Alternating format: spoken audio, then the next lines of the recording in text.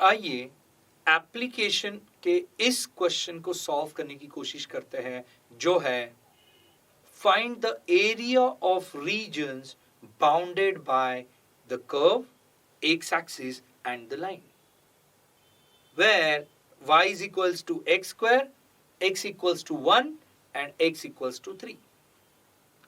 अब मैं जब इस क्वेश्चन को देखता हूं तो मेरे को क्या क्या करना है थोड़ा समझते हैं. Pure application of integration. सबसे पहले मैं अपने आप को पूछता हूं क्या क्या है. मुझे area of region bounded by curve चाहिए, तो मुझे कर्व प्लॉट करते आना है. कर्व कौन सा है मेरे पास? Okay, y is equal to x square. थोड़ा सा मेरे पास ये जो मेरी लिस्ट है कर्व्स की, उसमें से देखता हूं एक लीनियर y और x स्क्वायर क्वाड्रेटिक, एक लीनियर एक क्वाड्रेटिक, करेक्ट, पैराबोला. सो ये है मेरे पास पैराबोला. अब पैराबोला के मेरे पास 4 टाइप्स है. इसमें से y is equal to X square, y is equal to X square, well ये वाला टाइप जो पॉजिटिव y एक्सिस के साइड में ऊपर आता है. भले ही आपको ये नहीं समझ में आ रहा है कि y is equal to X square ये पैराबोला है, ऊपर के साइड में अप आ रहा है, हम क्या कर सकते थे? वेल एक एक पॉइंट ले सकते थे. जैसे देखिए, अगर मैं x को 0 करूं, y क्या आएगा? 0. पहला पॉइंट आएगा 0,0. फिर मैं x को करता हूं 1, 1 का स्क्वायर हो जाएगा 1, सो मुझे आ जाएगा 1,1. अब मैं x को करता हूं -1, तो मुझे आ जाएगा -1 का स्क्वायर 1, y हो जाएगा 1, तो मेरे अगला पॉइंट आएगा -1,1 जो कि सेकेंड क्वाड्रेंट में आएगा. जैसे मुझे 3 पॉइंट मिलते हैं, मैं इन्हें सिंपली ज्वाइन कर देता हूं और ये वाला कर्व अभी देखिए ऊपर के साइड में शिफ्ट हो गया. सो मेरे को पैराबोला आ गया,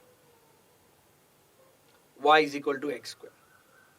तो ऑलरेडी एक्स एक्सिस को टच कर रहा है, वाई एक्सिस उसको इंटरसेप्ट कर रही है, सिमेट्रिक है वाई एक्सिस के साथ. फिर मेरे पास area bounded by X axis already है, कर्व है और गिवन लाइंस है. मेरे पास कौन सी लाइंस है? मेरे पास x equal to 1 and x equal to 3 है.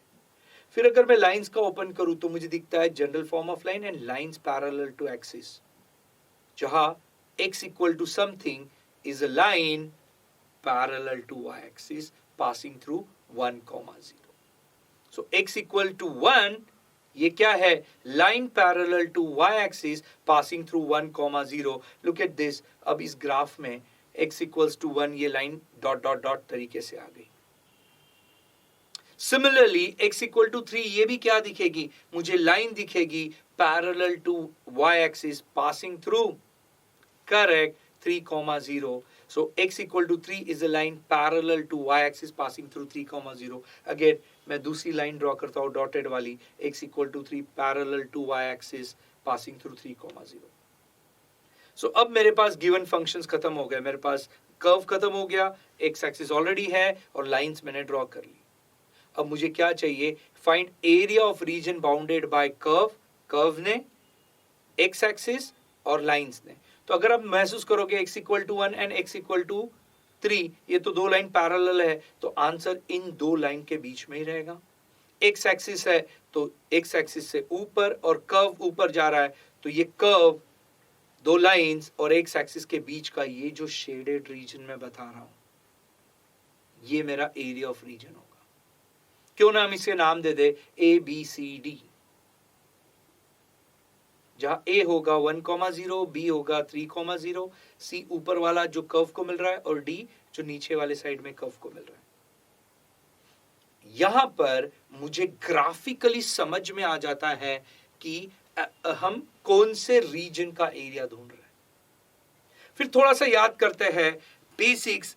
Area of region bounded by curve हमने इंटीग्रेशन में डिफाइन किया है. So area of a region bounded by a curve where variable is y is integration from a to b y dx.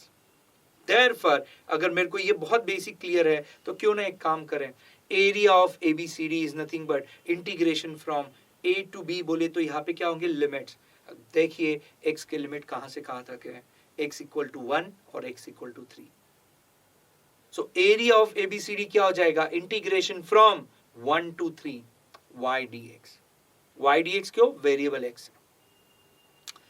Simply value put करो, इसको natural simplification करेंगे, that is equal to integration from 1 to 3, what is the value of y? Correct, x square, so x square dx। अब ये पूरा question integration यानी definite integration में आ गया। क्वेश्चन को देखते ही पता चलता है ये डेफिनेट इंटीग्रेशन का टाइप 1 है, जहां 90% इंटीग्रेशन, 10% डेफिनेट इंटीग्रेशन है। आइए देखिए क्या बोलता है। इंटीग्रेशन का मेरे पास फॉर्मूला अलजेब्रा का integration of x raise to n dx, आपको पता है आंसर, तो मेरे साथ बोलेंगे integration of x raise to n dx is correct x raise to n plus 1 upon n plus 1, plus c नहीं बोलूंगा क्योंकि डेफिनेट इंटीग्रेशन है, मैं लिमिट्स लिखूंगा, राइट। सो क्लियरली मुझे x रेज़ टू n का फॉर्मूला इंटीग्रेशन का चलाना है क्योंकि x स्क्वायर है, तो बोलिए क्या आ जाएगा, that is x raise to 2 plus 1 upon 2 plus 1 from 1 to 3, limits आ जाएंगे। सिंप्लीफाई करो तो x raise to 3 upon 3 from 1 to 3। कैसे करेंगे? बहुत सिंपल है। अब इंटीग्रेशन खत्म हुआ तो डेफिनेट इंटीग्रेशन का फंडा चलाएंगे। कैसे कैलकुलेट करते हैं हम डेफिनेट इंटीग्रेशन की वैल्यू?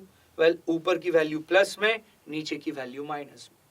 टेक्निकल फॉर्मूला बोलना जाए तो integration from a to b f of x dx is correct g of x from a to b, that is g of b minus g of a। ऊपर की value plus में, नीचे की value minus में। Values put करेंगे तो यार क्या दिखता है मुझे, x क्यूब अपॉन 3 में अब मैं वैल्यू पुट करूंगा ऊपर की लिमिट की 3, तो हो जाएगा 3 क्यूब माइनस, अब नीचे की वैल्यू पुट करूंगा that is 1 cube upon 3। What is 3 cube? Well 27 minus 1 cube is 1, 27 minus 1 upon 3, well area मुझे मिलता है 26 अपॉन 3 स्क्वायर यूनिट्स और यूनिट स्क्वायर। समझिए एप्लीकेशन ऑफ इंटीग्रेशन को, कुछ नहीं, जिस तरीके से क्वेश्चन डिफाइन किया है वो रीजन ढूंढेंगे, एरिया अंडर द कर्व का रीजन का फॉर्मूला डालेंगे और सिंपली डेफिनेट इंटीग्रेशन से उसकी वैल्यू ढूंढेंगे।